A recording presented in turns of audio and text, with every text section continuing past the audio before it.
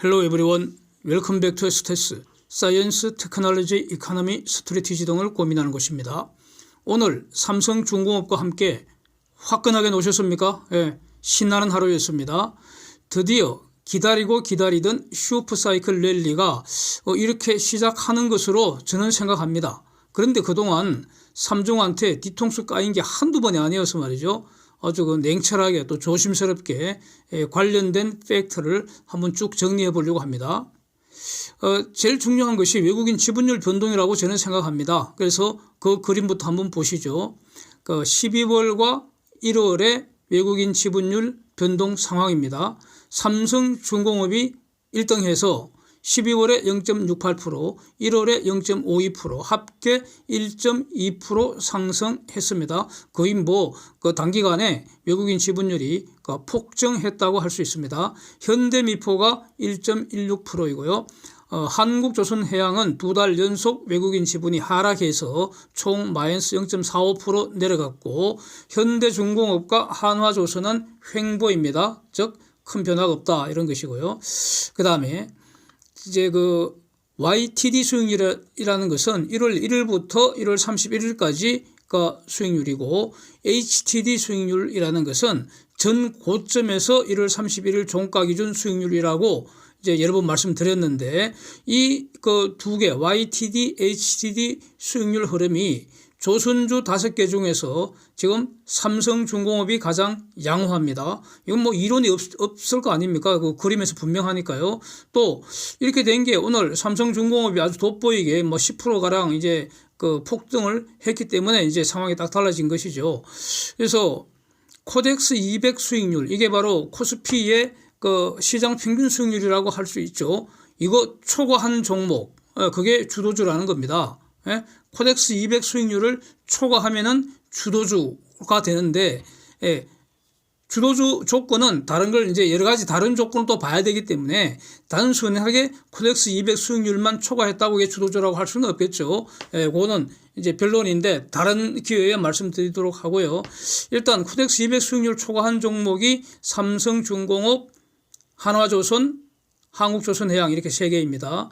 전 고점을 어느 종목이 가장 먼저 뚫을 것인가? 여기서 말이죠. 이걸 이제 답을 하기 위해서는 앞으로 지속적 랠리 결정하는 것이 무엇일까? 여기에 대한 답을 해야 합니다. 저는 그것이 수주라고 봅니다. 수주. 그러니까 앞으로 압도적 수주 능력 차이는 어디서 그러면 발생할 것인가? 저는 해양 플랜트라고 본다는 겁니다. FLNG, FPSO, FCSU 또는 부유식 원자력 발전소 이런 등등 이 플랜트 능력을 삼성중공업, 현대중공업, 한화조선 이렇게 3개 회사가 갖고 있습니다. 그런데 확률적으로 이 3개 회사 중에서 확률적으로 삼성중공업이 플랜트 수주 능력이 앞설 것이다. 앞설 가능성이 높다. 저는 그렇게 봅니다. 그래서 전 고점을 가장 먼저 돌파할 종목은 삼중일 것이라고 저는 이렇게 지금 정리를 하고 있습니다. 이런 말씀은 여러 번 드린 것으로 기억하고 있습니다. 그래서 지금부터 플랜트가 차별화 요소라면 그러면 현미나 현대미포나 현대사모는 다른 데서 따로 놀아야 할 거 아니겠습니까? 삼성중공업 노는 곳에 현미, 현삼은 못 온다는 겁니다. 현미, 현삼이 노는 곳은 중공 애들이 걸거적거릴 것 같습니다. 그러면 지저분해질 것 같습니다. 관련해서요, 23년 수주 목표 그림도 한번 보시죠. 그래서 저 그림 보면은 삼성중공업이 그래도 가장 믿음직스럽지 않습니까? 제 눈에는 그렇게 보입니다. 그 다음에 오늘 종가 기준으로 삼성중공업 시가총액이 드디어 5조 900억 이렇게 됐으니까 5조 1000억이라고 하죠. 5.1조 원 회복했습니다. 시총과 수주 잔액 그린 그림 다시 업데이트 했는데 같이 한번 보시죠. 수주 잔액이 증가하면 시총은 상승할 수밖에 없다고 봅니다. 시총 상승은 주가 상승과 정확하게 같은 말이죠. 그래서 수주가 늘어나더라도 매출은 급증할 수가 없습니다. 이게 지금 수주 산업인 조선업종과 가령 삼성전자 같은 이런 일반 그 기업들과 완전히 다른 점입니다. 이걸 착각하면 절대 안 됩니다. 예, 이거 벌써 여러분 자꾸 요즘 최근에 이걸 자꾸 강조하게 되는데 이건 너무나 당연한 것인데, 예, 그 가끔 댓글을 보면은 이렇게 착각하시는 분들이 계신 것 같아서 다시 한번 강조하겠습니다. 왜 그런가 하니 말이죠. 매출 실현 시기는 계약으로 정해지는 겁니다. 삼성중공업이 결정 못 해요. 예? 지금 수주 많으니까 원래 매출 좀 많이 실현시키고 싶다고 그렇게 되는 게 아닙니다. 예? 발주사가 동의를 해야 된다고요. 왜? 그거 계약으로 정해놨으니까. 예?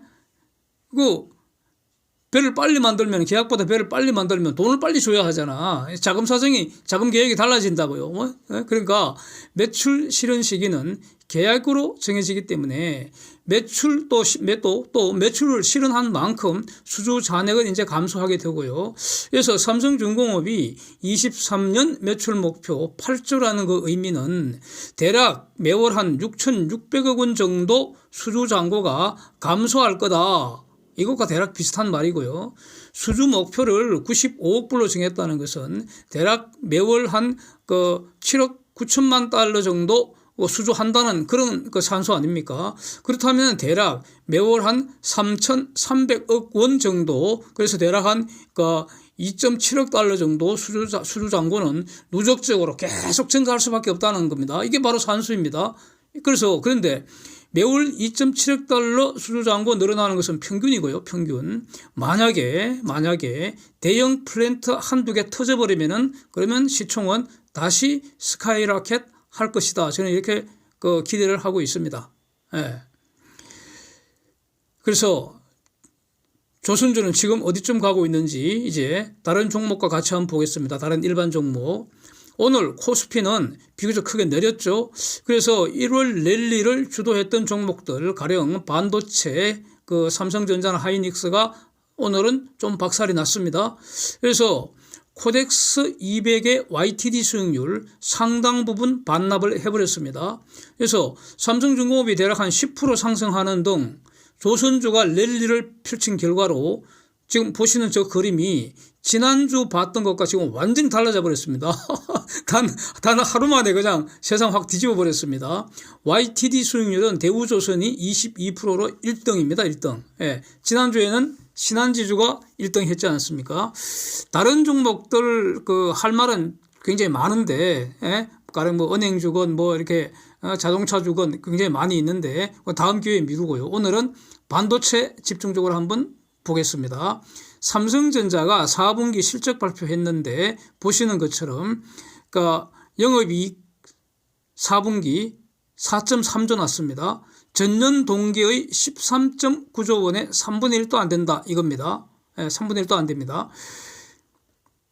내일 하이닉스 실적 발표도 보고 나서요. 반도체 종합적인 영상을 지금 다시 올리려고 지금 준비를 하고 있습니다. 그래서 오늘은 일단 반도체 주식은 아직 저는 매수하면 안 된다는 그런 입장인데 그게 이유가 무려 4가지나 된다는 겁니다. 4가지나 됩니다. 1번 소비자용 전자기기류 이거 수요 회복할 조짐이 아직 보이지를 않는다는 거. 2번 이제 연휴 신나게 놀고 나서 다시 D램 익스체인지가 열렸지 않습니까? 시장이 오픈했는데 보시는 것처럼 D램 스팟 가격 이제 본격적으로 노스 다이빙 하는 그런 폼샷 아닙니까? 예?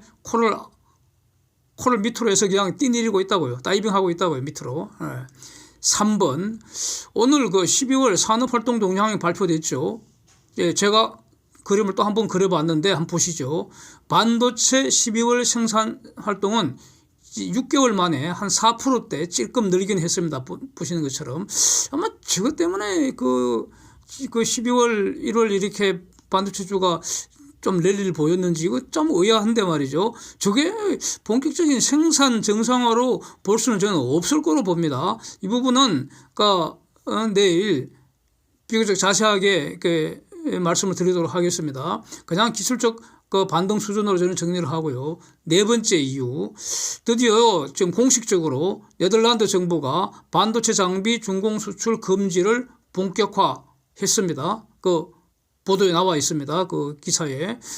예, 이런 점 이렇게 4가지나 된다는 겁니다. 그렇고요. 그 다음에 또 관련해서 오늘 중요한 발표가 하나 있었는데 IMF죠. 세계통화기금이 글로벌 경제전망 1월 수정치 발표를 했습니다.